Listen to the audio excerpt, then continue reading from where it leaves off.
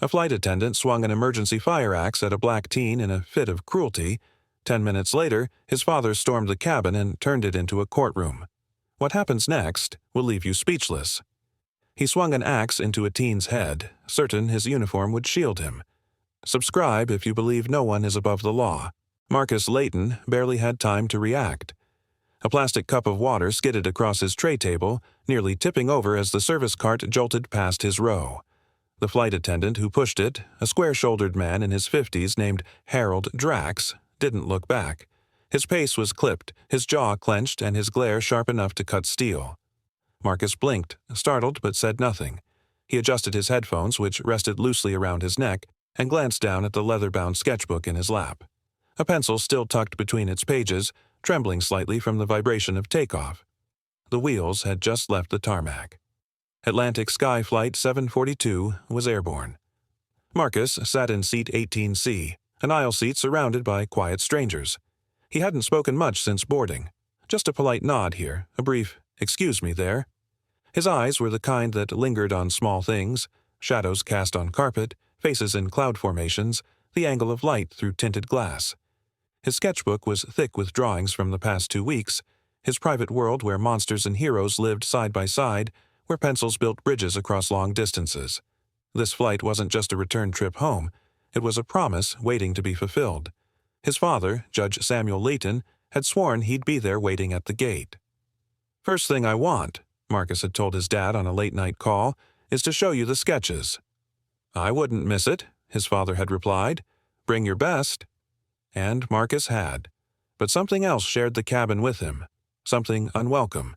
It wasn't turbulence or bad weather. It was the quiet hostility of a man with too much power in too tight a space. Harold Drax. Even before the plane left the ground, Marcus had felt something strange about the man. Not in what he said, Harold hadn't spoken to him yet, but in how he moved. The way his eyes swept the rows like a warden rather than a host. He adjusted his cuffs with sharp, angry tugs. His smile at the first-class passengers was thin and short-lived. When a crying toddler in row 12 interrupted the boarding announcements, Harold had muttered under his breath, face tightening, before hurrying back to the galley. Now, as the plane leveled off and the engine hum smoothed into a steady drone, Marcus turned another page in his sketchbook. A drawing of a hawk taking flight. The wingspan wasn't perfect yet, he had shaded too much around the tips, but the expression in its eyes was right. Fierce. Proud. He smiled slightly to himself. "Water," he said quietly, just loud enough to be heard when Harold passed by again with the cart. The older man stopped. Barely. His hands didn't move from the cart handle. He didn't make eye contact. Then, with a curt motion, he plucked a small bottle from the cart and set it down hard on Marcus's tray, causing the sketchbook to bounce slightly. "You kids always want something," Harold muttered. Marcus's lips parted, startled by the tone. He looked up, confused. I just asked for water." Harold didn't reply. He turned and pushed the cart forward without another word. Across the aisle, a middle-aged man wearing glasses raised an eyebrow but said nothing. Another passenger glanced over, sensing the tension, but quickly looked away. The plane seemed to hold its breath, unsure if it had just witnessed something or nothing at all. Marcus sat back in his seat, his face heating up. He unscrewed the cap of the water bottle slowly, took a sip, then returned his gaze to the sketchbook. But the hawk no longer looked fierce. Now, it looked trapped. A small bump shook the cabin. Light turbulence. The "Fasten Seatbelt" sign blinked on overhead, followed by a calm announcement from the cockpit. Just a precaution. Nothing unusual. But Marcus's hand jerked slightly and his pencil slipped. It left a jagged line across the next drawing. A boy standing on a bridge. He sighed, reaching down to retrieve the eraser that had rolled to the floor. As he leaned forward, the sketchbook slipped from his lap and landed face down in the aisle. He gasped quietly and bent down to grab it, but Harold was there first. The flight attendant's shoe, black, polished, deliberate, came down hard onto one of the loose sketch pages. Marcus froze. The sole ground against the paper for a moment before Harold lifted his foot and kicked the sheet aside like a leaf. "Keep your things to yourself," he said coldly, his voice low but sharp. Marcus stared at the crumpled drawing. It was the hawk, now smeared and bent at the corner. His hand hovered over it, hesitant as if picking it up would somehow invite more punishment. "That was mine," he whispered. Harold sneered. It's trash now." The words weren't loud, but they were poison. Marcus gathered his drawings with trembling hands, careful not to show the shaking in his shoulders. He returned to his seat without another word, but his chest burned. The humiliation wasn't from the ruined sketch, it was from being treated like a problem, like he didn't belong. He stared at the distorted hawk, a creature meant for flight, now mangled under someone else's heel. The minutes crawled. The aisle felt narrower, the seat around him tighter. Harold's shadow moved up and down the rows like a patrolling guard. Marcus thought about pressing the attendant call button, but his hand froze halfway.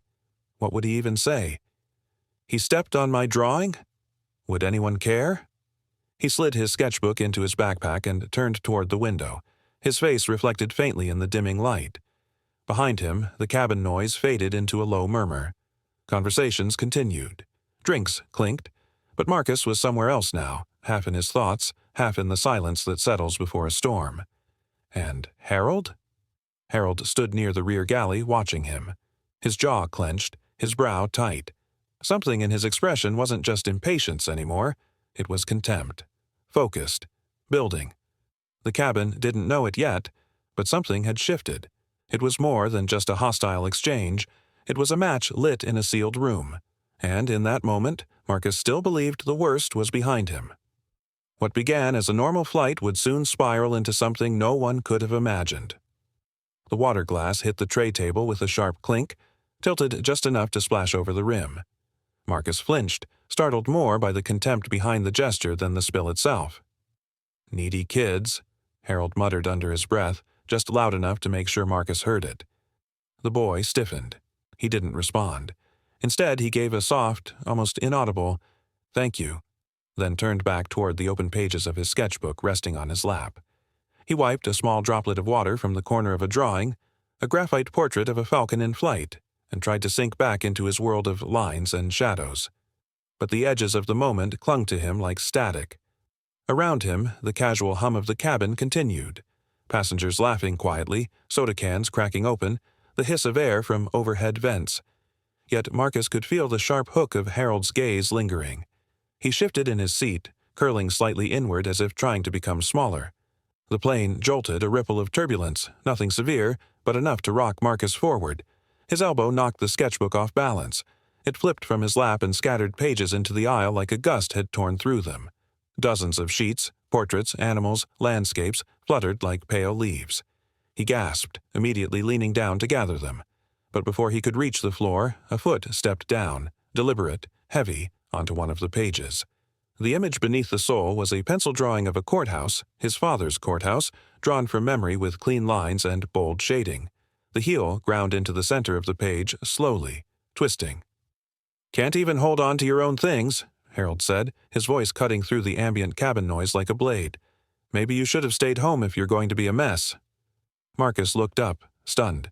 He wasn't sure what hit harder, the words or the look in the man's eyes. It wasn't annoyance.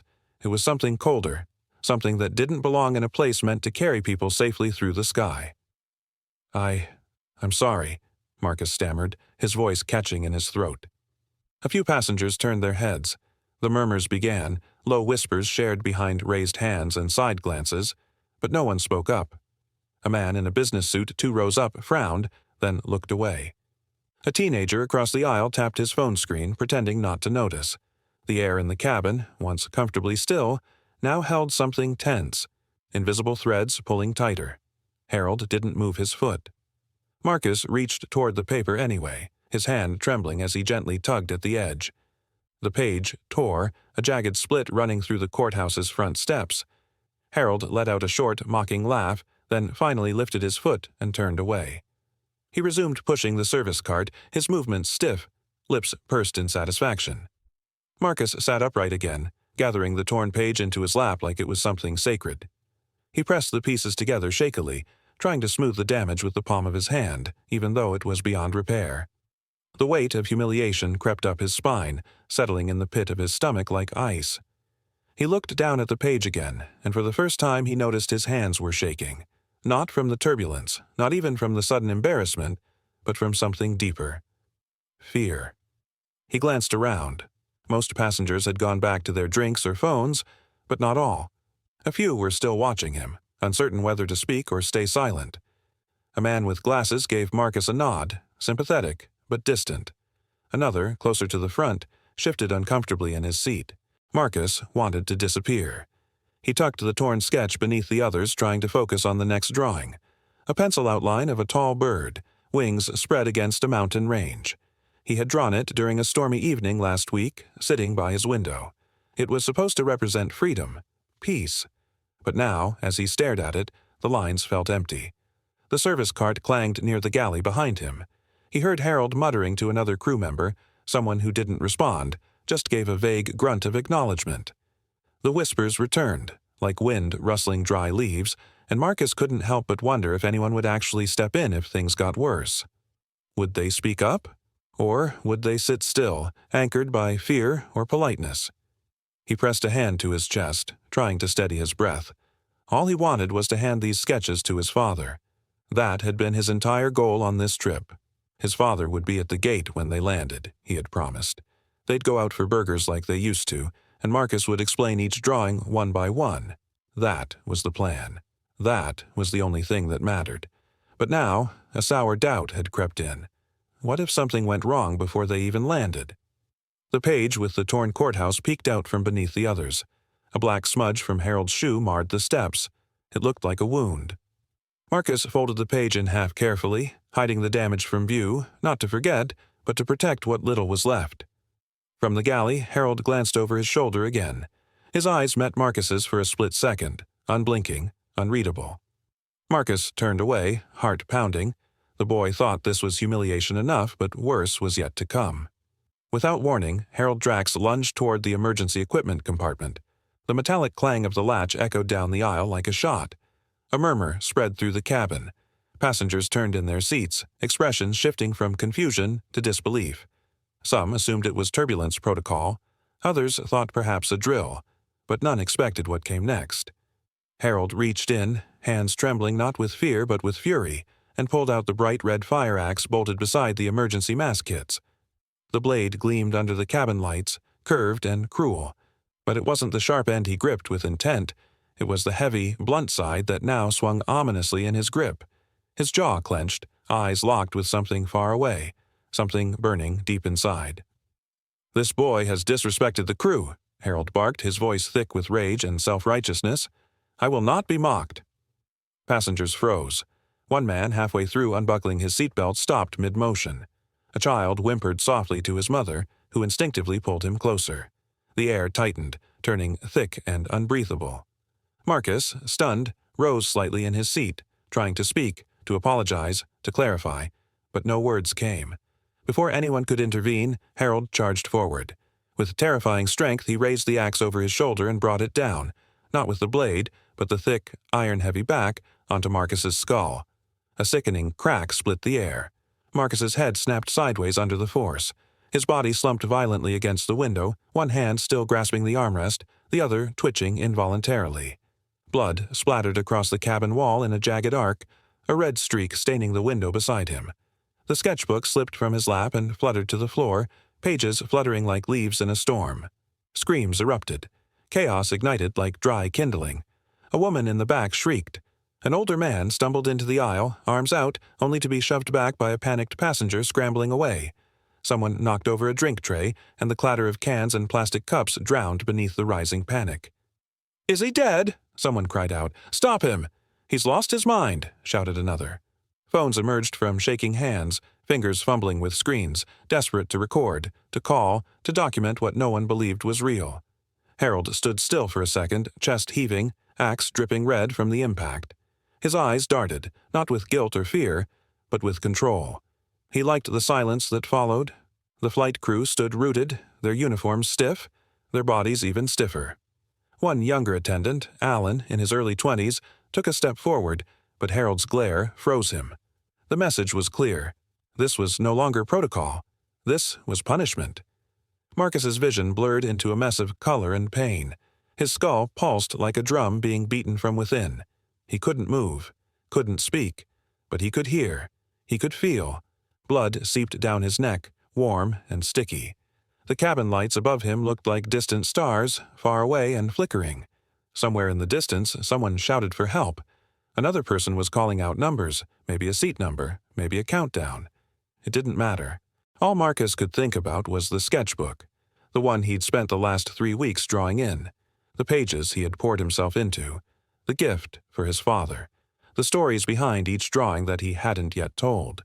They were scattered now, on the floor, beneath boots, beside snack wrappers and crumpled boarding passes. One page had landed by his shoe, a sketch of an eagle lifting off from a branch, wings outstretched. He blinked slowly, pain slicing through his temple like white fire, but his hand moved. Just enough. 2 fingers scraped toward the page. "Don't move!" Harold barked again, pointing the axe toward the cabin like a scepter. "Everyone stay in your seats." No one dared breathe, yet Marcus's fingers closed around the corner of the sketch. His grip was weak, but it was there. A single point of focus in a world that was falling apart. He had to survive. He had to get this to his father. Not just the drawing, but the truth. All of it. He'd always imagined his dad as a fortress in a storm, someone who could make sense of anything, a man who stood behind a courtroom bench with his voice steady and clear. Now, Marcus needed that man more than ever. Somewhere beyond the pounding in his head, a memory surfaced, his father's voice, soft but firm. Truth may be attacked, but it can never be erased. That thought anchored him, even as the world tilted, even as passengers argued about intervening, even as Harold paced the aisle with the axe still in hand, even as no one moved, even as the blood kept coming. The silence that followed the blow was more terrifying than the scream. Harold Drax's voice cracked through the cabin like a whip, jarring every soul into rigid silence. "I said, sit down. I'm enforcing order," he bellowed, brandishing the fire axe with trembling hands. His voice, sharp and unstable, echoed off the overhead bins, ricocheting like a warning shot across the metal walls. The red-bladed axe glinted under the fluorescent cabin lights, casting a warped reflection in the glossy floor beneath him. Near row 18, Marcus Layton sat slumped, his head throbbing and wet with blood. The blow from the axe's blunt side had cracked his skull and sent a crimson trail down his temple, soaking the collar of his shirt. He blinked rapidly, trying to hold on to consciousness. The metallic taste of blood filled his mouth, and each heartbeat pulsed pain through his skull like a hammer striking bone. His hand trembled as it clutched the single sketch page that had escaped destruction, the one he had drawn of a soaring bird flying free over a crumbling cage. Across the aisle, whispers fluttered like dry leaves. A group of male passengers toward the back, businessmen, travelers, sons, fathers, eyed each other nervously. One of them, a stocky man in a flannel shirt, leaned forward and whispered, "We could rush him." "He's just one guy. He's holding a fire axe," another replied, his voice barely above a breath. "We'd be gambling with someone's life." None of them moved. Harold paced between the rows like a deranged actor in a one-man play, his face slick with sweat and jaw locked with something beyond rage, desperation. His gaze flicked from person to person, daring someone to challenge him. "You think I don't see what's happening?" he barked. "You think you're all better than the crew? You think just because you bought a ticket, you can ignore protocol? This kid," he jabbed the axe toward Marcus, "thought he was above the rules." No one spoke. Peter Wiles, a college-aged man in a navy hoodie seated 2 rows behind Marcus, slowly reached for his phone beneath the tray table. His fingers trembled as he swiped to the camera. He aimed the lens carefully between the seats, capturing Harold's pacing and the blood trailing from Marcus's brow to the carpet. Marcus, dizzy and swaying, felt his vision blur at the edges. The outlines of the cabin dimmed and sharpened again like a fading photograph. But through the fog of pain, something surfaced, his father's voice from months ago. Truth may be attacked, but it can never be erased. He gripped the sketch page tighter. The creased corner dug into his palm, grounding him in the moment. He could barely move his head, but he could still think. This was no longer just about him. This was about someone in power misusing authority in plain sight, and the irony stung deeper than the wound on his head. His father, Judge Samuel Layton, was known for defending justice, for shielding the powerless. But here was his son, bleeding under the weight of injustice and no gavel or courtroom in sight. Harold suddenly turned to the passengers again. "You're all witnesses to how disruptive he was." He lunged at me. He dropped paper all over the aisle. He forced me to act. The lie burned hotter than the pain. Marcus's head swayed, but he forced his lips apart. "Liar," he whispered, barely audible. Harold heard it. In 2 strides he loomed over Marcus again, the axe raised, not yet striking, but trembling in his grip. The passengers stiffened, holding their breath. "You've got something to say, kid," Harold growled, his voice low, dangerous. Marcus looked up at him, the world teetering on the edge of darkness. "You stepped on my drawings. You lied." They all saw Harold's mouth curled into a sneer. "You think anyone cares about your little sketches?" "I do," Marcus said weakly. "So will they." Peter, recording every word, felt his heart hammering. He glanced at the older man across the aisle, who gave a subtle nod. A shared decision had been made. Not yet, but soon. Another man across the cabin slowly loosened his seatbelt, inch by inch. A quiet resistance was brewing, held together by unspoken glances and fear-stitched resolve. Meanwhile, Harold returned to pacing, paranoia creeping into his eyes. "You're all complicit if you let him threaten safety," he snapped, trying to reclaim the upper hand. "You think you can record me?" "That's illegal in federal airspace." No one stopped filming. The engine hum and the occasional beep of overhead lights filled the spaces between Harold's rants. The intercom clicked on momentarily, a muffled voice from the cockpit urging calm, asking the senior crew to report, but Harold ignored it. He was in his own world now, a world where he was the law, the enforcer, the judge. But the illusion was fraying. Marcus slumped further, breath shallow. The edges of his vision pulsed red and black, but he held on to the page, to the words his father had planted in him. This wasn't about surviving the flight anymore. It was about surviving the lie. Someone had to remember what really happened, and someone had to see it. Peter zoomed in on the sketch Marcus clutched. A bird in flight, wings outstretched. He whispered to himself, "He drew that before any of this happened." Harold stopped, looking around wildly. He saw the stairs, the phones, the quiet shift in atmosphere. Control was no longer his. It was slipping. Marcus, barely able to lift his head, felt it too. And in that moment, despite the blood and the fear and the chaos, he understood. This wasn't just about me anymore. This was about exposing cruelty no matter how it was disguised.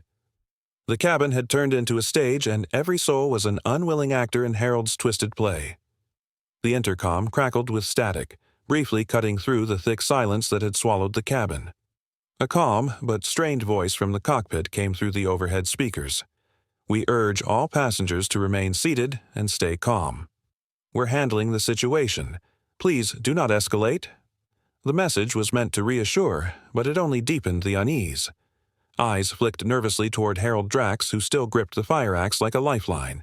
His uniform was disheveled, his chest rising and falling in short, erratic breaths. The blood on the blunt end of the axe had begun to dry into a dark smear, and he paced the aisle like a caged animal, muttering to himself. Marcus lay slumped in his seat, his head turned sideways against the window, a scarlet trail seeping into the collar of his shirt. One of the passengers, an elderly man named Franklin Cole, pressed a folded scarf against the boy's wound with trembling hands. Another man, Julian Moore, knelt in the narrow aisle beside Marcus, whispering gently to keep him awake. "Stay with us, son," Julian murmured, his voice catching. "Help's coming. Just keep those eyes open." Marcus blinked slowly. The world was dimming. Everything sounded like it was underwater, muffled, distorted. His fingers curled around one page of his sketchbook that had fluttered free earlier, the only page that hadn't been trampled. It was a drawing of a bridge, 2 figures on either side reaching toward the center. He had drawn it for his father. He couldn't let go of it. A sudden rustle stirred the air behind the curtain separating first class from coach.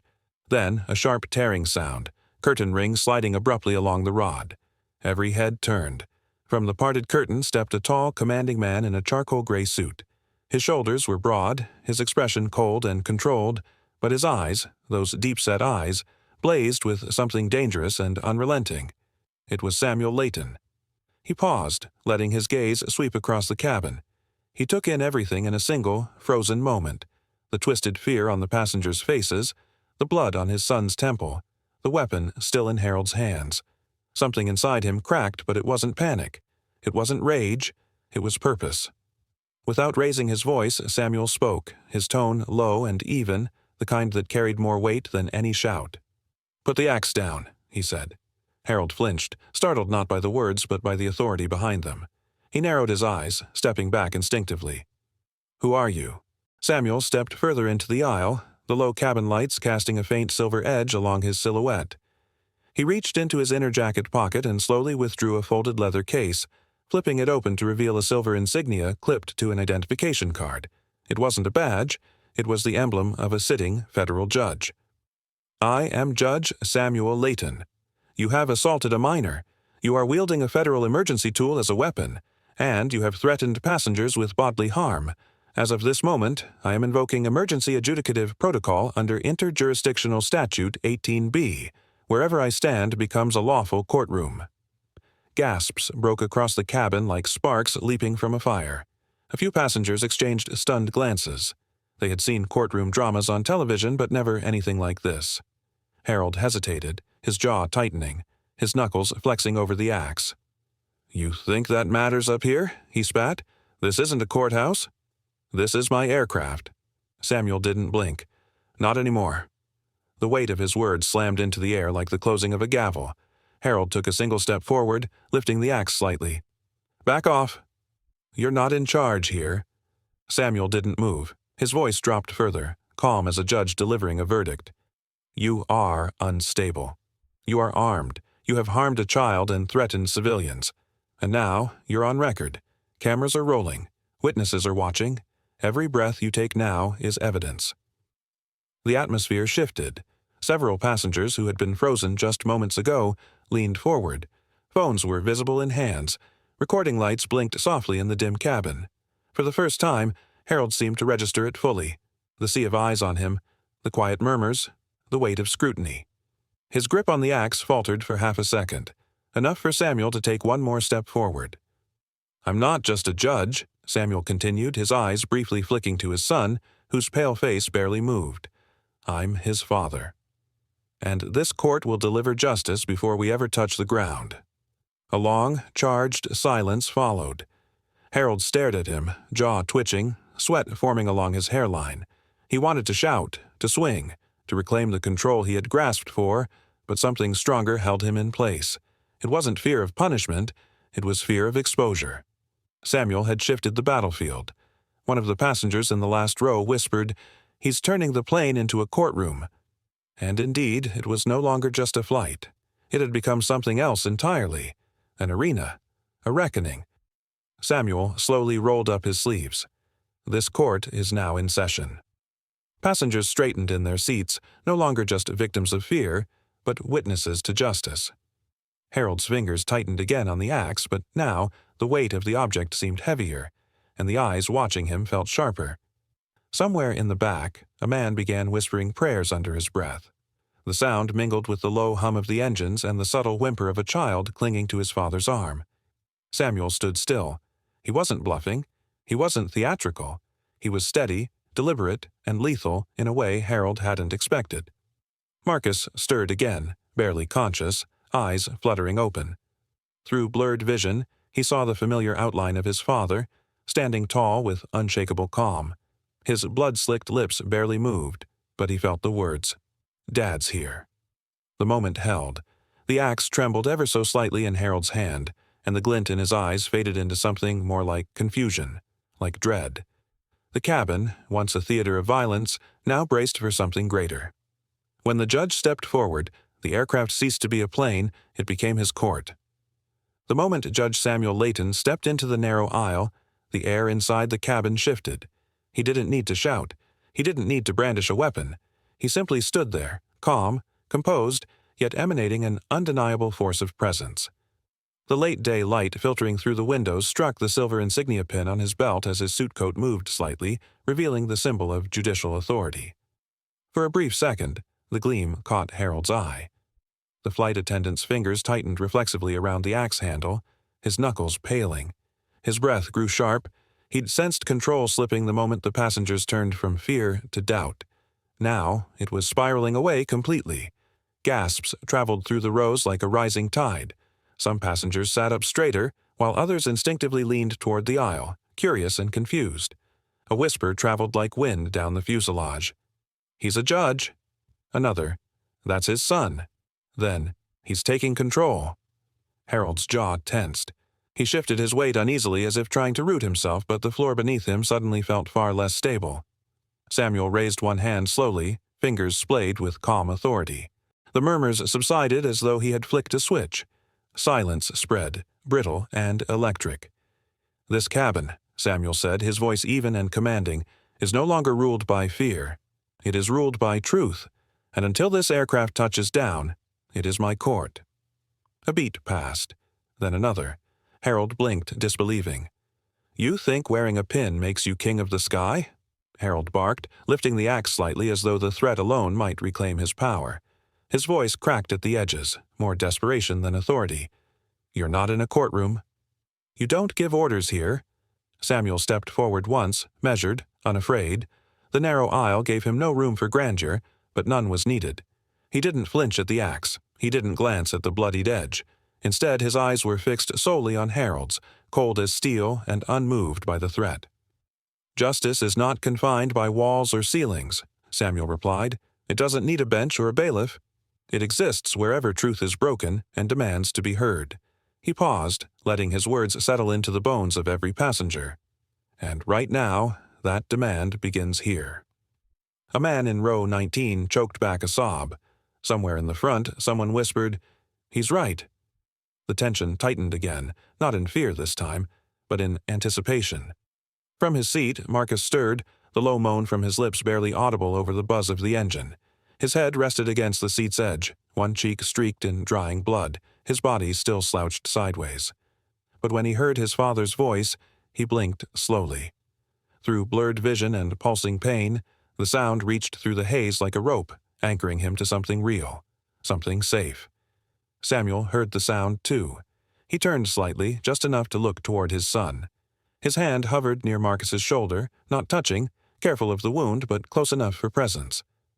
"Stay with me, son," he murmured, almost too soft for the others to hear. "I'm here now." Then, with measured breath, he looked back at Harold. "You will answer," Samuel said louder, addressing him as he would a hostile witness. "For the axe, for the threats, for the attack on a minor, before the people who saw it all. This," he gestured around the cabin, "is your jury." Harold scoffed. "You're bluffing." Samuel said nothing, but it was not a bluff. Behind him, passengers sat with wide eyes, dozens of them, each one a potential witness. Phones had recorded. Eyes had watched. And now, those very same people were rising in belief, their fear melting into something closer to courage. "You want order?" Harold challenged. "This isn't law. It's panic." "You created the panic," Samuel said sharply, each syllable precise. "You turned a life-saving tool into a weapon. You endangered everyone here. And now you will answer for it?" Harold faltered. For the first time since the blow, his posture slumped slightly. The axe, once held high and threatening, dipped just an inch lower.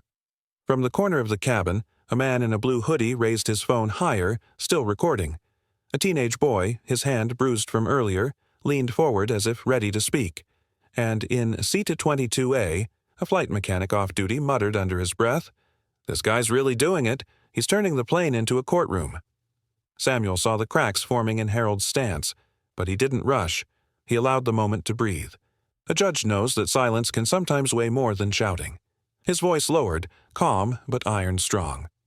"I swear to you," he said, "as a father and as an officer of the law, truth will prevail before we touch the ground." For a heartbeat, no one moved. Then a ripple of nods began. The cabin, once filled with chaos, was now caught in a new current, one of reckoning, and at the center of it all stood Samuel Layton, unshaken, unmoved, and unyielding. In the judge's voice, the trembling cabin found its first glimpse of order. Harold scoffed, his fingers tightening around the axe handle as if gripping his own authority. He took a defiant step forward, swinging the weapon in a slow, taunting arc. The blade hummed through the air, its edge catching the overhead lights in a menacing flash. "There's no courtroom in the sky, Judge," Harold sneered, his voice drenched in mockery. "You can't hold court 30,000 feet above ground."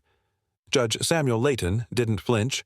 He stood tall, steady in the aisle as the aircraft gently swayed beneath them. His gaze, sharp and unblinking, locked onto Harold with the weight of a man who had stared down liars, tyrants, and murderers, and broken them all with truth. Justice, Samuel said firmly, his voice calm but carrying power, is not confined to four walls. It exists wherever truth is demanded. And truth is screaming right now, Harold. Do you hear it? Passengers leaned in, spellbound. The transformation of the cabin from chaos to courtroom had been so sudden, so complete, that even the vibrations of the plane's engines seemed to still in reverence. Some passengers clutched the backs of seats in front of them, others held their breath. The axe gleamed dangerously in Harold's hands, but it no longer felt invincible. Harold's smirk faltered for a moment, just enough for Samuel to press in. "Why did you target a child?" Samuel's voice was low, surgical, slicing through the silence. "Why, Marcus?" He didn't yell. He didn't disobey. He didn't threaten anyone. Harold bristled. He dropped papers, blocked the aisle. "You stepped on his drawings," Samuel replied, his voice sharpened now. "You insulted him. Then you escalated. You turned a safety tool into a weapon. Why?" "I was following protocol," Harold snapped, the lie tumbling out with reflex, not conviction. He was erratic. I was trying to maintain order." "Order?" Samuel repeated, his tone incredulous. "Order doesn't come from fear and violence. That wasn't enforcement. That was rage." Harold's jaw tensed. Sweat dotted his forehead now, his previous swagger cracking with every passing second. The murmurs from passengers grew louder, murmurs of disbelief, of anger, of awakening. They had seen everything. The narrative Harold was trying to spin was unraveling in real time.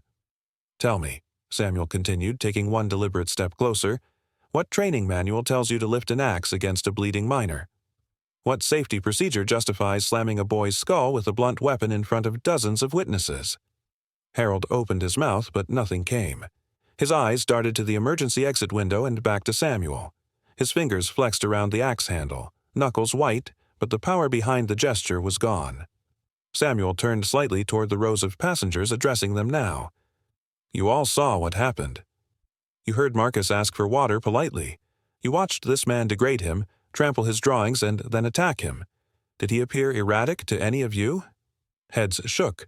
A man from row 16 muttered. "He was quiet the whole time." "Didn't do a thing wrong," another voice followed. "Harold's lying." He snapped over nothing. We all saw it. Each voice chipped away at Harold's already crumbling defense. Samuel turned back to face him. "Harold Drax," he said with chilling precision, "this is no longer just an incident. This is testimony. And every lie you speak tightens the noose of your own downfall." Harold's face drained of color. He gripped the axe like a drowning man clutching driftwood, but even he knew it would not save him now. Every lie Harold spoke tightened the noose of his own downfall. He thought cruelty with an emergency tool would go unanswered, but justice doesn't stay silent. If you believe every act of abuse must be answered, hit subscribe. Justice starts here. Peter Wiles's hands trembled as he stood from his seat near row 20, the silence of the cabin pressing down like a storm cloud ready to burst. He didn't wait for permission. Samuel Layton had already declared this space a courtroom, and in court, evidence was king. With a sharp inhale, Peter raised his phone and, after a few tense seconds of fumbling with the brightness and volume, played the video aloud for all to witness. The footage began grainy, the frame jolting as Peter had secretly filmed from behind his tray table. But the image soon stabilized. There was no mistaking what they were seeing. The crowd gasped, some clasping hands over mouths as the moment replayed in brutal clarity, Harold, axe in hand, shouting down at Marcus. Then, like something from a nightmare, came the swing. The blunt side of the emergency fire axe came down with terrifying force against Marcus's head. The sickening crack echoed through the video's audio like a gunshot, followed by a scream, high and sharp from somewhere near the camera's position. Marcus collapsed sideways in his seat, blood pouring from his temple, his hands scrambling instinctively for something solid to hold. Then the image shook again, Peter's hand clearly jolting from shock. In real time, the cabin had gone silent. All eyes locked onto Harold Drax, who stood near the galley entrance, his expression unreadable for the first time. The axe in his hand, now lowered, was streaked with red beneath the emergency light flickering just above his head. "Does anyone here still believe this man acted in the interest of safety?" Samuel asked, his voice calm but charged with fury that pulsed just beneath the surface. He didn't look at Harold. His gaze swept the passengers, now witnesses, Now jurors. If you saw what I saw, I ask you to speak. What did you witness? A man 2 rows ahead of Marcus stood slowly. He was tall, mid-40s, his polo shirt stained with coffee from earlier turbulence. I saw him stomp on the kids' drawings, he said, voice rough. The boy was trying to pick them up. He wasn't making noise, wasn't causing trouble. Harold crushed them like they were trash. Another passenger, a middle-aged father with a nervous glance toward his own teenage son seated beside him, spoke next. He raised his voice at the boy just for asking for water. My son heard it too. The tone, the way he looked at him, it wasn't discipline, it was personal. Samuel nodded, every testimony tightening the noose of accountability. And you? He turned toward a man seated on the edge of the aisle, his hand half raised. You were close. Row 21, correct? The man nodded, pale and still shaking. I saw it. Marcus. He asked politely for water. He even said, please. Harold didn't even answer, just threw the glass and muttered something nasty. The rest, we all saw. More voices followed. A teenager in a hoodie mentioned the sneer on Harold's face. Another man referenced how Harold had yelled about dangerous passengers just moments before the attack. All the pieces fit together. Samuel collected each one like a lawyer assembling a puzzle in front of a silent courtroom. Every new voice was a beam of light into the dark corners Harold had hidden behind for too long. As the cabin filled with declarations, Marcus stirred faintly. His eyes fluttered open, dry and heavy with pain, but they searched until they found the silhouette of his father. Dad, he whispered, barely audible. Samuel turned immediately, kneeling beside his son's seat. I'm here. You're safe now. I heard them, Marcus said, his voice slurring slightly. They're telling the truth. His hand weakly reached for the sketch still clutched near his lap, the only page that hadn't been crushed beneath Harold's heel. Samuel gently took it, recognizing the image. A bird breaking free from a cage. It had been drawn before the flight. Now it was a symbol of everything this moment had become. Across the cabin, Harold's jaw twitched. They're all lying, he muttered, almost too low to hear. They're just ganging up. They're testifying, Samuel corrected, rising again. This isn't a conspiracy. This is a reckoning. The passengers had shifted from fear to focus. No longer scattered individuals praying for a safe landing. They were a unified voice, unwilling to let cruelty go unanswered. Peter, still holding his phone, looked around, stunned by the impact his shaky recording had made. He had never imagined that a simple decision to press record could matter this much. But in this moment, on this plane, it had changed everything. Samuel turned back toward the front of the cabin, his voice steady now. Let it be clear, this is not about one act of violence. This is about abuse of power, silenced voices, and the courage to stand. And I promise you, justice will not wait for wheels to touch ground. Outside, through the windows, clouds drifted calmly, but inside, the air pulsed with a storm of truth long overdue. In that sealed cabin, witnesses became a jury, and the truth began to roar. Harold's voice cracked like a whip across the cabin, sharp and manic.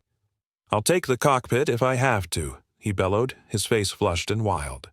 The fire axe gleamed under the overhead lights, still stained faintly with Marcus's blood. Passengers gasped. Some clutched armrests, others instinctively shielded children beside them.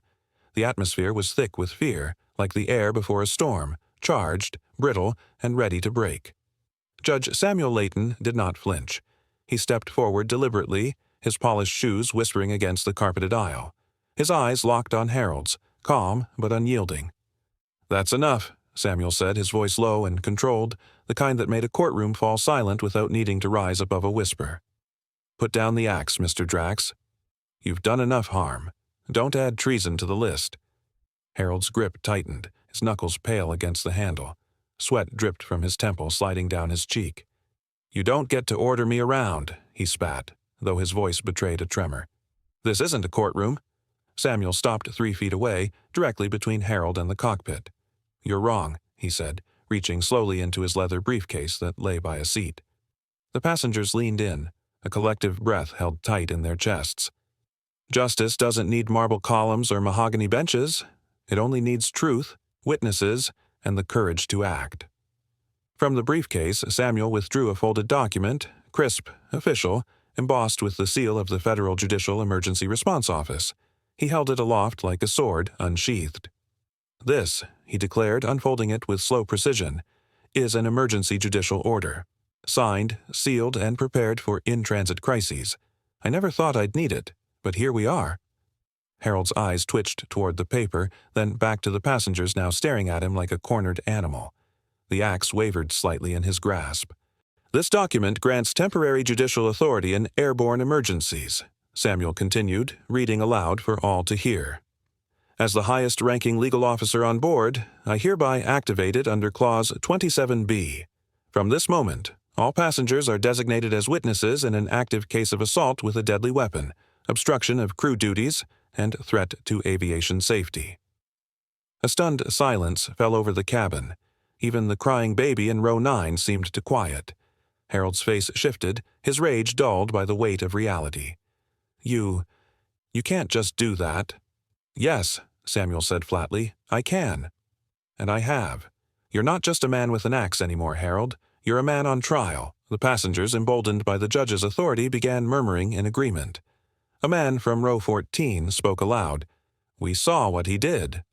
Another echoed, "It's all recorded." The swell of voices rose, not in panic, but in collective clarity. Harold stepped back instinctively as if the voices were arrows. He glanced at the cockpit door, then at Samuel, then the paper. His stance faltered. Samuel moved closer, voice unwavering. "You have one chance left to show dignity. Surrender the weapon. Allow this flight to land without more blood, more regret." "That boy," he said, gesturing toward Marcus slumped in his seat, barely conscious, "deserves better than to wake up in a nation where violence goes unpunished." The cabin's tension turned electric. Everyone was watching. Even the co-pilot, visible now behind the partially open cockpit door, leaned out slightly, eyes fixed on the confrontation. Harold's hands trembled, his breathing quickened. The sweat that had dripped slowly before now poured freely. They'll twist this," he stammered. "They'll ruin me." "You ruined yourself," Samuel replied, voice still calm but now steeled with finality. "And the only thing you control now is how far you fall." Harold's gaze darted again, but his fight had drained away. The axe dipped, slowly at first, then all at once. With a clatter, it hit the aisle floor, metal striking metal. The sound echoed, sharp and final. Samuel took a deep breath, his voice softer now. "Good. That was the last right decision you'll make on this flight." Harold staggered back, his arms limp at his sides, the rage replaced with something empty and broken. Samuel turned to the passengers, holding the document high again. "This case will continue upon landing. But understand this. Justice has already begun." The passengers exhaled as one, a release of fear held far too long. Some clapped. Others simply sat back, dazed but relieved. Harold remained frozen, caught between the weight of his actions and the man who had turned a cabin full of terror into a courtroom of reckoning. The law, Harold mocked, now stood taller than the wings carrying them. Just as Harold's grip on the axe loosened, a voice rose above the tense silence. "He didn't act alone," the voice said, sharp and unflinching. Every head turned. First Officer Trent Vale, a tall man with thinning brown hair and a rigid posture, stepped forward from the shadows near the galley. His uniform was still neat, but his face was pale, glistening with sweat. For a moment it seemed he might be offering assistance, another authority figure stepping in to help calm the situation. But the next words out of his mouth shattered that illusion. "Harold's temper has been difficult for years," Trent said, glancing at Harold with something between guilt and fear. "I've covered for him. More times than I can count." A wave of stunned gasps swept through the cabin. Even Harold turned, mouth slightly open, blinking as if he hadn't expected Trent to speak. Judge Samuel Layton narrowed his eyes, his instincts sharpening. What had started as a defense was turning into something far more complicated and useful. "You've what?" Samuel's voice rang out, steady and commanding. Trent swallowed hard. "He's had incidents. With passengers. With other crew members. The airline has files, buried ones. I never thought it would go this far." The confession wasn't a shout. It wasn't defensive. It was broken, seeping out from a man cornered by truth. Passengers whispered furiously now, some turning in their seats, others holding up phones still recording. The air felt charged, as if the entire cabin were bracing for a second kind of explosion, not of violence, but of revelation. "You enabled him," Samuel said slowly, each word deliberate. "You stood by while he humiliated and harmed others." "How many complaints did you ignore, Mr. Vale?" Trent looked down. His hands fidgeted with the hem of his shirt. "Too many," he whispered. "We were told to protect the brand. No disruptions, no paper trails, and Harold, he had friends in corporate. Reporting him never led anywhere. I was told to just manage it quietly." A heavy silence settled over the aisle. Samuel stepped closer, his shoes almost silent against the carpet, but his presence thundered in the ears of everyone listening. "Today, your silence nearly cost a young boy his life," Samuel said, gesturing to Marcus, whose fragile breaths were barely audible. His pale face rested against the shoulder of another passenger who had gently supported him since the initial blow. "You didn't just cover for Harold. You chose convenience over decency, loyalty to a system over justice." Trent's lip quivered. "I know." "You don't get to just know, Mr. Vale." "You testified," Samuel's voice grew sharper. "In front of every man on this plane, you just confirmed a pattern of abuse. And now that truth demands a consequence, Harold, who had been silent during this exchange, finally turned. His face flushed deep red as he barked, "Don't you dare throw me under the bus, Trent." "You knew what it was like. You said it was better to let things slide." Trent's head shot up, his eyes wide. "I said that because you threatened to report me if I didn't." "That's a lie," Harold snapped, stepping forward only to halt when a group of passengers stood protectively between him and the judge. Samuel lifted a hand, not to calm, but to direct. "Let him speak," he said coolly, and then looked back to Trent. "Mr. Vale, consider this your only chance to do something right, not just for yourself, but for every person this man has harmed under your watch. Testify." Now Trent glanced around the cabin. Dozens of eyes watched him, waiting, not just for a statement, but for a reckoning. His throat bobbed once, then twice. He exhaled. "There was a teenage boy last year," he said. "Harold grabbed him by the collar for putting his tray down during descent. The parents complained. I filed the report. It was deleted within 24 hours. A supervisor pulled me aside and told me if I valued my position, I'd say nothing further." More whispers. A man in the back muttered, "My cousin said something like that happened to her." Trent continued. 2 flight attendants resigned because of him. One had bruises on her arm, said he shoved her during a disagreement. She tried to sue, but it was settled quietly, under NDA. The company paid her to disappear. Marcus stirred faintly at that moment, his eyes fluttering open for a second. Samuel knelt beside him instantly, brushing a hand across his forehead. "Marcus," he said softly. The boy's lips moved. His voice was thin, barely there. "They're finally seeing it, Dad." Samuel's jaw clenched. He looked up at Trent, then slowly stood. "You've confirmed everything I suspected. This wasn't an isolated outburst. This was the end result of years of silence, cover-ups, and cowardice." He turned to the rest of the cabin, his voice rising like a verdict. "This is no longer a case of one man's violence. This is a culture of protection around it, and we are not going to let it land quietly." The passengers murmured their agreement, louder now, united by the truth they'd all witnessed and the confessions they'd heard. Harold had lost his grip on the axe, but more importantly, he'd lost control of the narrative. Trent Vale, who thought his silence would shield him, had unknowingly become the key to unlocking the entire truth. Samuel returned to Marcus's side, gripping his hand firmly, grounding his son in the storm. The boy's voice was barely a whisper now, but steady. "They're finally seeing it, Dad." Samuel nodded once, eyes fixed on the 2 restrained men who now sat on opposite ends of justice, one by guilt and the other by betrayal. When betrayal surfaced, it only strengthened the fire for justice. The axe hit the aisle with a loud metallic clatter, its sharp edge scraping against the flooring before settling flat and motionless. Every passenger froze, stunned by the sound, a final punctuation to the storm of terror that had gripped them since Harold first raised the weapon. Harold Drax stood over it, his hand twitching as if unsure whether to retrieve it or let it go forever. But the damage was done, and the tremble in his shoulders revealed what he already knew. Control had slipped from his hands. Judge Samuel Layton did not move immediately. His gaze locked on Harold's face, not with rage, but with something colder, judgment.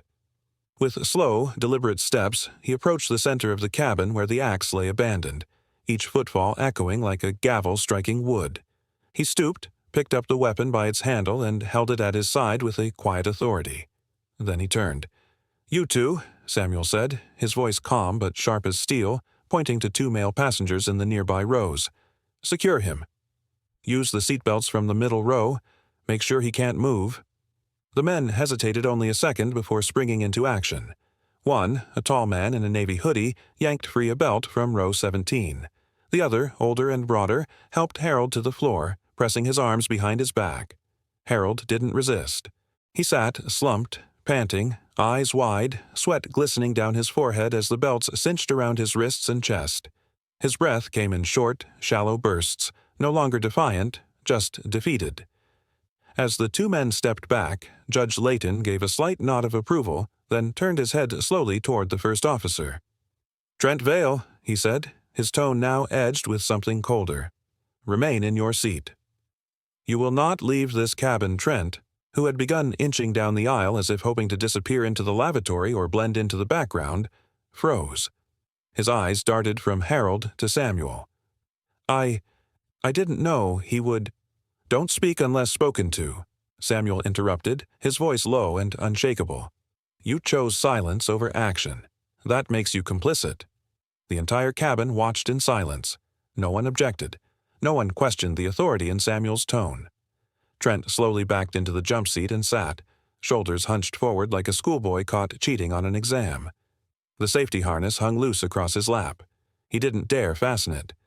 From the far side of the cabin, someone murmured, "It's like he turned the whole place into a courtroom." The comment didn't travel far, but it was heard by enough, and heads nodded subtly in agreement. Meanwhile, Marcus stirred. The boy shifted slightly in his seat, his face pale and streaked with dried blood. His head lolled to one side and his fingers tightened weakly around the strap of his sketchbook. His lips parted with effort. "Dad," he whispered. Samuel was at his side instantly, crouching down beside his son, gently cradling the side of Marcus's face. "I'm here, son." "You held on. That's what matters now." Marcus blinked slowly, struggling to keep his eyes open. "You stopped him." Samuel's jaw tightened. "No, we did. You, me, and every person who chose not to stay silent." The boy's expression flickered, something like a ghost of a smile, but the effort was too much, and his head slumped gently back onto the headrest. Samuel stood again, now facing the rest of the passengers. His voice carried evenly through the cabin, firm and unwavering. "I know many of you are shaken. I know what we've all witnessed tonight will stay with us. But let me make this clear. What happened here does not end here. Justice isn't a place, it's a principle, and it will follow us to the ground." He paused, scanning the faces before him, faces of fear, of shock, but also of trust. The cabin had changed. No longer fractured and frozen in fear, the people on board were unified. They nodded, some clutching the hands of their children, others gripping their phones with footage still recording. "Until we land, this cabin remains secure," Samuel continued. "This man," he gestured toward Harold, "is no longer in control. And this officer," his gaze flicked to Trent, "will answer for his silence. I promise you as a judge, and more importantly, as a father, that this will not be buried." The men who had helped restrain Harold returned to their seats, but not without a last glance at the man they had tied down. Harold didn't return their stares. He kept his eyes fixed on the overhead compartment, as if hoping the ceiling might swallow him whole. Trent sat rigid, knuckles clenched around the edge of his seat, eyes downcast. Samuel took a breath and walked to the aisle where the axe had fallen, now resting at his feet once more. He bent and placed it carefully beneath the seat, its head wrapped in a towel a nearby man had offered. The sharp edge, once raised in terror, was now quiet, harmless, just metal and wood. The tension in the cabin finally loosened, but the silence that followed was reverent, not relaxed. People knew what had happened was bigger than a single flight. Something had shifted, a collective understanding that injustice, no matter how sudden or violent, could be answered without chaos. Samuel returned to his son's side and sat in the aisle beside him, one hand resting gently on Marcus's knee. Outside the window, clouds thinned as the plane began its descent toward Crestview International. He didn't need to say anything more. The passengers understood.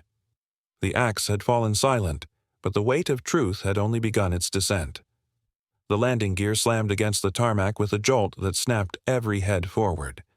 For a breathless second, the passengers of Atlantic Sky Flight 742 sat frozen, unsure whether to cheer or brace for another wave of chaos. Then came the screech of tires, the shriek of brakes, and, finally, stillness. Through the oval windows a blur of red and blue flashed, emergency vehicles flanking the runway in tight formation, their lights cutting through the dusk like searchlights on a prison yard. Samuel Layton didn't wait for instructions. He rose from his crouch beside Marcus's seat, his back stiff, his face drawn in grim focus. "Remain calm. Nobody moves unless instructed," he announced, his voice steely but even. The passengers, still trembling from the ordeal, obeyed without question. This wasn't just a father anymore. This was the man who had commanded justice mid-air, and his authority clung to the walls like oxygen after suffocation.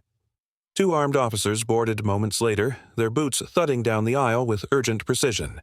Their eyes scanned the cabin until Samuel motioned subtly. "Harold Drax. Seat 18D. He's unarmed now. Trent Vale, 3A. Accomplice." Both restrained by passengers, Harold sat slouched, defeated, his wrists still bound by seatbelt straps. Trent Vale, pale and sweating, tried to offer a defense. "I didn't mean for this to happen. I was just—" "Save it for the court," one officer cut in coldly, hauling him up by the elbow. Both men were escorted off the plane, the clang of their footsteps echoing like a slow drum roll behind them. Outside, paramedics surged forward with a stretcher. Samuel dropped to one knee beside Marcus, who lay semi-conscious, a bandage of torn scarves pressed against the side of his head. The boy's eyes fluttered open, meeting his father's. "Dad?" His voice was barely audible, rasped through cracked lips. "I'm here," Samuel said, gripping his son's hand tightly. "You're going to be okay." The paramedics moved in, checking vitals, lifting Marcus gently. "We have a skull fracture, possible concussion, moderate blood loss. He's stable, but we need to move." Samuel nodded, rising to his feet and adjusting his suit jacket, now stained with his son's blood. He followed the stretcher down the steps, flanked by reporters already crowding the terminal windows. Phones and cameras pressed against the glass. Somewhere, a man in a cheap blazer shouted into a microphone, already speculating wildly. Did a judge really take over the cabin? Were weapons involved? Is the boy alive? Samuel didn't answer. He had no interest in sound bites. Not yet. Inside the terminal, chaos waited like a second wave. Airline representatives swarmed in suits too crisp for the moment, trying to regain control of the narrative.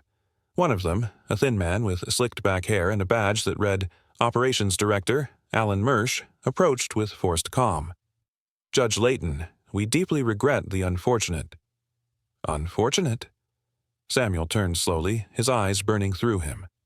"Your employee used an axe on a child. My child. Your other employee admitted to hiding prior incidents. Don't insult the intelligence of every witness here by calling this unfortunate." Mersch blinked, caught off guard. I meant we're cooperating fully." "Then start by making room for the press," Samuel snapped, "because I'm not letting this story disappear behind a public statement and a non-disclosure agreement." Behind him, the passengers began filing into the terminal, many of them already on their phones. Word was spreading. One man held up the video Peter Wiles had recorded, showing it to a waiting reporter. Another was dictating a witness statement. Their anger had crystallized into purpose. They weren't just passengers anymore, they were a jury that had already delivered its verdict. Samuel turned to one of the officers at his side. "Make sure every one of these people is documented and given a chance to testify. I'll submit the full list of statements I collected during flight. The footage from Seat 18C, from 14B, from 21A, all of it will be submitted into evidence." The officer nodded. "We'll ensure the chain of custody is clean." Marcus was already being rushed toward an ambulance outside, the sirens blaring as it pulled away. Samuel watched it disappear into the distance before turning back to face the cameras. "This was not a disruption," he said, projecting his voice above the noise. "This was an attempted murder carried out under the mask of authority. The justice system does not stop at ground level, and neither will I." As reporters fired questions, Samuel ignored them. walking straight past the cameras with clenched fists and a head held high. Inside, his heart ached for Marcus. Every step forward was a battle between fury and composure. But he couldn't afford to grieve. Not yet. He had a promise to keep. In the quiet hallway of Crestview General, hours later, Samuel sat beside his son's hospital bed. Machines beeped gently, rhythmically, a mechanical lullaby. Marcus slept, pale but stable, his head wrapped in gauze. In his lap, folded carefully, lay the single sketch page he'd saved from the flight, creased, stained, but intact. Samuel rested a hand on it, brushing the corner softly with his thumb. "This won't be buried, son," he whispered. "Not now. Not ever." When the wheels hit the ground, so did the weight of a reckoning too heavy to silence. Weeks after the horrifying events aboard Flight 742, the courtroom was packed, standing room only. National and international reporters filled the rear benches, their cameras just outside the courthouse doors, barred by the judge's orders. The gallery buzzed with restless energy as the trial of Harold Drax and Trent Vale began. But inside the chambers, everything was still, silent, as if the room itself understood the weight of what had happened in the sky. Judge Samuel Layton stood not at the bench, but at the prosecutor's table, wearing a sharp navy suit that did nothing to soften the fire in his eyes. His calm was deliberate, his movements measured, but everyone could feel the intensity just beneath the surface. This wasn't just a trial to him.